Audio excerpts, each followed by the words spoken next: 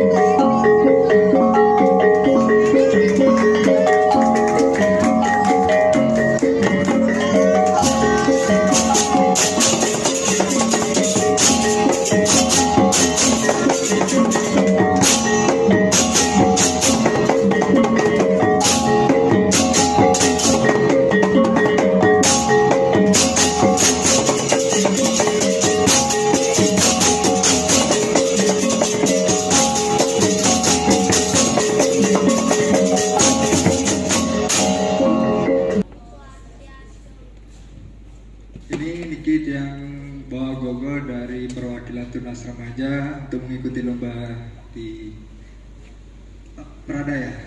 Ya.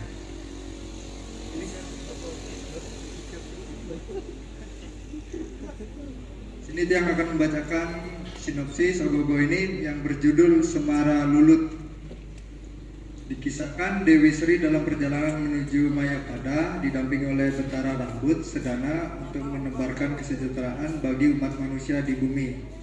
Namun siapa sangka kecantikan dari Dewi Sri menyebabkan semua orang raksasa yang bernama Bawi Serengi tergila dengan kecantikan sang Dewi, ataupun dalam istilahnya disebut lulut.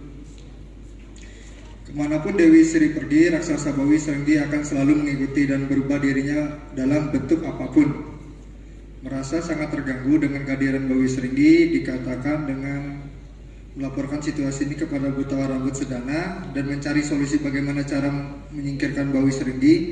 Pada akhirnya Betara Rambut Sedana mendapatkan perusik untuk menggunakan kayu gading sebagai senjata untuk membunuh Bawi Serenggi. Pertempuran antara keduanya tidak dapat dilakakan dengan bersenjatakan kayu gading. Akhirnya tusukan bambu tersebut denda Bawi Serenggi dan Bawi Serenggi pun tewas seketika. Itu sinopsis dari Ogogo kami yang berjudul Semara Lulut. Baik, bisa dikasih tepuk tangan dari Haugi Kreatif yang bertemakan Cetik Geringsing. Cetik Geringsing dalam lontar Udayana Bali merupakan salah satu racun yang di mana pembuatan melibatkan ilmu magik si pembuat racun. Dari beberapa jenis cetik, cetik geringsing merupakan salah satu bentuk cetik yang paling banyak dikenal di masyarakat Bali. Cetik geringsing merupakan bahan yuyu yang gurita berwarna merah. Disebutkan warna nama cetik geringsing ini berasal dari kata gering atau artinya sakit, yang artinya tidak. Seperti arti nama reaksi racun ini tidak akan nampak jelas seperti telah menelan racun, seperti akan seketika tanpa memperlihatkan gejala yang dapat disadari. Jadi seperti itu sinopsis yang dapat saya sampaikan. Kurangnya saya minta maaf. Terima kasih. Om Santi Santi Santi Om. Om Swastiastu. Di sini saya mewakili dari Bali Lonto dari Dharma Agung Nusa Lima akan membacakan sinopsis dari yang bertema Sang Buta Kala Raja. Taksu merupakan bahasa baku dalam bahasa Bali yang diartikan sebagai daya magis yang menyediakan keberhasilan dalam segala aspek kerja, misalnya seniman, pergina, balian, dalang, dan profesi lainnya.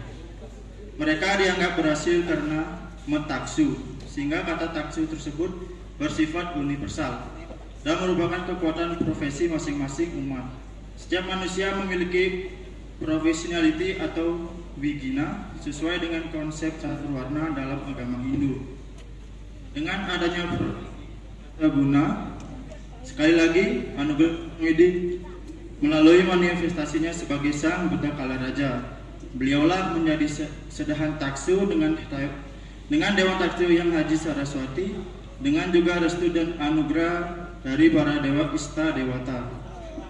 Taksu itu sesungguhnya adalah kekuatan magis dari Sang Yang Widi, di mana kekuatan tersebut merupakan kekuatan gravitasi atau gaya tarik. Dengan kekuatan tersebut menyatu dengan kekuatan manusia, serta membangkitkan kekuatan manusia sehingga memiliki karisma. Kekuatan yang menarik kemampuan spiritual dengan profesinya. Dengan demikian, pemujaan terhadap Sang Buta Kala Raja sangat diperlukan dan diterapkan bagi mereka yang memiliki profesi apapun dalam agama Hindu. Baik, itulah sinopsis dari Sang Buta Kala Raja. Saya tutup dengan Pratama Santi. Om Santi Santi Santi. Banyak perhatian umat Hindu di Bali. Beliau bukanlah tokoh satu dimensi yang gampang dipahami, melainkan tokoh multidimensi yang dapat muncul di mana-mana dan selalu berhubungan dengan kekuatan yang menyeramkan. Raja sebagai simbol penghormatan kepada kekuatan alam masyarakat memuja pohon, kayu besar seperti beringin, kepah, kepuh, randu, agar tidak ditebang seenaknya. Penghormatan yang paling nyata adalah menggunakan kayu tersebut sebagai bahan barong. Bat dinyatakan sebagai rohnya Pursa dan Rangda sebagai pradana Banaspati. Banaspati Raja tentu saja berhubungan dengan pohon kayu yang besar.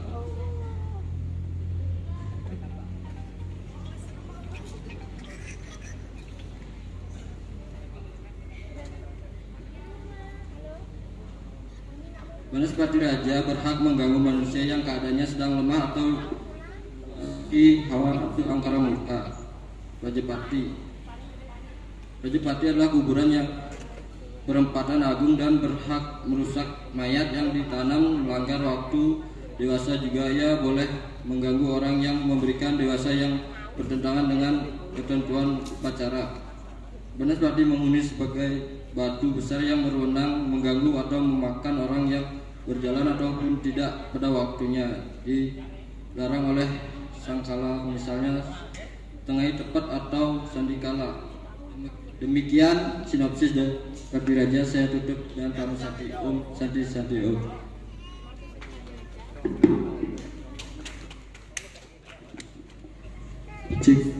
Sebelumnya Om Swastiastu. Perkenalkan, nama saya Komang Wardana. Saya dari perwakilan dari Rama Murti 3. Di sini saya membawakan tema ogoh-ogoh, yaitu Kandapat Buta. Dalam Lontar Agastya Purana sebagai sumber literasis menyebutkan bahwa Kandapat atau Catursana adalah 4 saudara sebagai pelindung, pemelihara dan penolong secara langsung. Sang sabang bayi sejak lahir, dalam kandungan sampai lahir, setelah sabang bayi lahir dari disertai oleh Kandapat, Catursana kemudian berganti nama dengan air ketupat menjadi makir, darah menjadi selabir, selaput ari menjadi lamas, dan ari-ari menjadi jalir. Meskipun Catursana menyertai setiap orang dan dapat memberi pengaruh buruk yang menguasai sifat sedemikian rupa sehingga memiliki sifat buta. Secara umum inti konsep dalam Kandapat ini adalah manusia buta ya buta. Dia itu sebagai manusia, sebagai buta juga, sebagai dewata juga. Konsep ini kemudian menjadi inspirasi yang dituangkan dalam bentuk karya seni ogoh-ogoh. Kandapat yaitu Anggapati, Rajapati, Banaspati dan Banaspati Raja yang memiliki wajah yang sangat seram dan berkarismatik. Mereka semua akan melindungi dari mara bahaya. Sekian dari ogoh-ogoh kami. Yang tutup Rama Santi. Om Santi Santi Santi Om. Terima kasih Bli atas sinopsisnya. Sangat unik ya Mas Dharma. Iya, Kandapat. Ini pembuatannya berapa hari Bli? 3 minggu. Berarti nggak sampai lembur ya Bli ya? Ya bisa tidur. Sambil tidur bisa Bli? Oh enggak. Ya, jadi ini perwakilan dari... Saya mewakilkan dari Rukti Harja Tuzu. Ini berikut narasi dari yang berjudul Amuk Dewa Kuwera. Dikisahkan di kerajaan Dwarawati yang sangat makmur akan sumber daya alam dan kekayaan yang berlimpah. Di bawah kepemimpinan Prabu Tresna Wasudewa, sayangnya salah satu putranya bernama Prabu Bumi Narakasura memiliki sifat awidya yang akan terbuai akan kemewahan dan kekayaan, serta suka memamerkan kekayaan kepada kerajaan tetangga. Bahkan sang raja sering mengambil kekayaan yang bukan haknya dan kepuasan pribadi. Kekayaan dan sumber daya alam dari kerajaan Dwarawati kian memburuk akibat sifat yang tidak bijak dan boros. Sang raja menyadari sifat idya yang telah merasuki dirinya, sehingga sang raja Prabu Bumi Narakasura mengadakan yadnya dengan persembahan uang dan emas. dalam jumlah besar kepada Dewa Kuwera, memohon agar memberikan yang berlimpah. Berikut Dewa Kuwera yang melihatnya tersebut marah karena tersebut memiliki tujuan yang buruk, tidak tulus dan bukan ditujukan kepada kesejahteraan rakyat Kerajaan Durawarati. Akhirnya untuk mengingatkan sang raja kurangi sifat awidya dan loba dalam dirinya, maka muncullah Dewa Kuwera dengan kendaraan Puspaka Wilmana yang kemudian menyerang serta merebut semua harta kekayaan Bumi Narakasura. Sejak itulah Dewa Kuwera bersabda kepada kita umat manusia agar bijak menggunakan kekayaan, khususnya sebagai masyarakat Hindu, didorong untuk memperoleh dan mengolah kekayaan tersebut dengan benar sesuai ajaran sastra. Sekian dari narasi anak Dewa Kuwera. Saya ucapkan Om Santi Santi Om. Narasi tentang calon arang. Dikisahkan, saat itu calon arang marah dikarenakan anak perempuan yang bernama Ratna Manggali tidak ada yang melamar ketika menginjak dewasa. Ketika keberanian pemuda kala itu dikarenakan kesaktian calon arang, orang yang sangat bengis. Mengetahui hal ini, calon arang marah dan membunuh penduduk kerajaan Kediri sebagai hukuman. Calon arang adalah penganut Bhairawa, pengiwa dan menyembah Durga. Dia melakukan ritual meminta bantuan kepada Durga untuk menurunkan wabah penyakit ke seluruh wilayah kerajaan. Calon arang memerintahkan semua muridnya untuk menyebarkan penyakit ke pesisir kerajaan Kediri di tengah malam. Saat semua penduduk sedang tertidur lelap, kondisi desa pun kacau balau tak terkendali akibat serangan wabah atau flu. Korban bergelimpangan setiap detik. Tak ada obat yang dapat mengatasi penyakit yang disebarkan calon arang. Setiap sudut desa hanya terlihat mayat-mayat penduduk yang tidak bersalah dikarenakan ulah calon arang. Sekian dari kami, ucapkan Om Santi Santi Santi Om. Kasih tepuk tangan sekali lagi dong.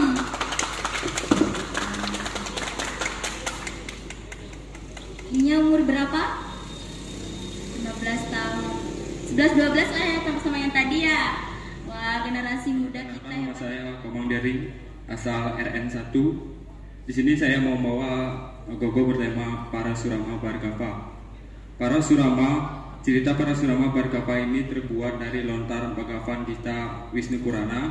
Para Surama Bhargava atau yang sering disebut Para Surama Awatara adalah seorang tokoh Ciranjiwi yang abadi dalam ajaran agama Hindu secara harfiah.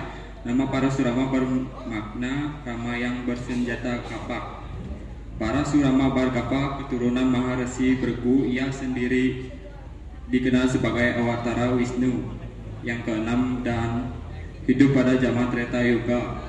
Pada zaman ini banyak kaum kesatria yang gemar berperang satu sama lain sehingga menyebabkan kekacauan di dunia. Maka Wisnu sebagai dewa pemelihara alam semesta lahir ke dunia sebagai seorang Brahmana berwujud angker. Para Surama merupakan putra bungsu Jamadagni. Sewaktu lahir, Jamadagni memberi nama putranya Rama. Setelah dewasa, Rama pun terkenal dengan julukan Para Surama karena selalu membawa kapak sebagai senjatanya. Selain itu, Parasurama juga memiliki senjata lain berupa busur panah yang besar luar biasa. Parasurama turun dengan misi memberi kesadaran kepada para ksatria untuk mengendalikan dharma dengan kepemimpinan sebaik-baiknya. Sekian dari saya, Om Santi Santi Om. Om Santi Santi Santi. Sangat unik sekali ya beliau. Berapa hari pembuatannya beli? 2 bulan. Oh ya, kadang dibuat ya sesempatnya berarti ya beliau.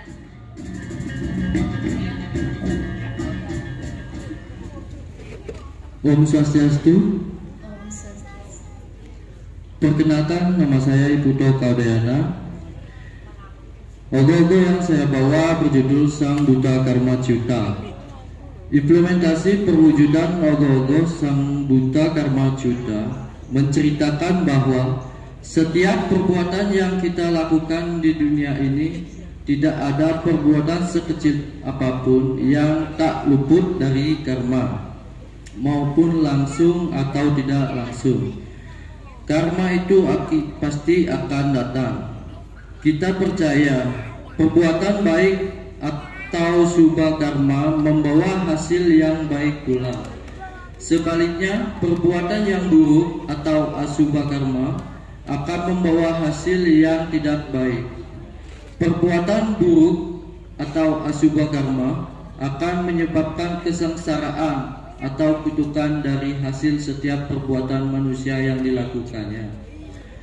Bila perbuatan jahat itu sudah habis terderita, maka akan menjelma atau reinkarnasi kembali ke dunia sebagai binatang atau manusia sengsara, neraka ciuta. Seperti halnya buta karma ciuta ini, murka pada saat ada manusia menyakiti atau membunuh hewan, terutamanya anjing, yang tidak diperuntukkan untuk diupacarai atau dewayatnya, maka kelak kehidupan di selanjutnya akan menerima kutukan dengan wujud manusia berbadan anjing. Kelahiran dan hidup ini sesungguhnya adalah sengsara, sebagai hukuman yang diakibatkan atau karma di kehidupan di masa lampau. Jangka pembebasan diri dari sengsara tergantung dari perbuatan baik kita di masa lampau atau atita yang akan datang, atau negata dan sekarang atau wartamana. Sehingga ide konsep Sang Buta Karma Ciuta ini diambil untuk menanamkan rasa iba manusia terhadap makhluk hidup lainnya, khususnya anjing, di mana sifat-sifat ini secara tidak langsung sudah mencerminkan sifat buta kala yang sebenarnya. Baik, terima kasih. Kasih tepuk tangan sekali lagi dong. Ya, perwakilan dari RM. Berapa lama pembuatannya, Bli? 1,5 bulan. Lumayan panjang. Kayak tadi ya, Pak Bli ya. Tidak terus dibuat. Ya, menggambarkan seorang yang membunuh anjing tanpa melakukan persembahan. Ya, jadi sangkalanya tegur atas perbuatannya, yaitu ada karma dan ada pahalanya. Setiap perbuatan pasti ada hasilnya. Ya, keren banget. Untuk dan juri cukup? Cukup, kalau cukup yang persilakan untuk Ranil Arsana dari RM3. Di sini saya akan membawakan ogoh-ogoh yang bertemakan Rawana Antaka. Om Swastiastu. Rawana Antaka tersebutlah seorang raksasa sakti yang merupakan anak dari Resi Wisrawa dan Dewi Sukasi. Orang menyebutnya Prabu Desa Muka atau Rawana. Rawana memiliki kekuatan yang tak tertandingi, hingga mampu mengusik Swargaloka dan memasuki neraka untuk mengumpulkan makhluk bawah untuk dijadikan prajurit di Alengkapura. Kesaktian Rawana bukanlah hal yang mudah untuk didapatkan. Ia mendapatkan kekuatan itu dari berpuluh-puluh tahun bertapa, sehingga Dewa Brahma berkenan turun untuk memberikan anugerahnya beberapa kekuatan yang tidak mampu dikalahkan oleh kaum dewa manapun, baik maupun kaum dewana. Bertahun-tahun lamanya dunia gentar dengan kekuasaan Rawana yang sangat dikdaya dan mampu melakukan segala upaya untuk mendapatkan apa yang ia inginkan. Namun segala kekuatan dan ilmu yang diperoleh membuatnya lengah dan lupa jika mungkin saja ia dapat dihancurkan kapan saja. Siapa sangka keinginannya untuk menjadikan Dewi Janaki istri akan mengantarkannya ke masa akhir kekuasaannya. Perilaku yang sangat amat tidak terpuji dan menyadari bahwa manusia dihadapi bukanlah manusia biasa, melainkan Dewa Wisnu yang menjelma ke wujud Awatara. Pada hari pertempuran terakhir, Rawana menuju ke medan perang sendirian dengan menaiki kereta kencana yang ditarik 8 ekor kuda terpilih. Ketika ia keluar dari Alengka, langit menjadi gelap oleh gerhana matahari yang tidak terduga. Berapa orang berkata bahwa itu merupakan pertanda buruk bagi Rawana. Ia tidak menghiraukannya sama sekali. Pertarungan dengan Rama berlangsung sangat sengit. Rama menaiki kereta Indra dari surga yang ditarik 2 ekor kuda putih. Setiap Rama mengirimkan senjatanya untuk menghancurkan Rawana, raksasa tersebut lalu dapat bangkit kembali sehingga membuat Rama kewalahan.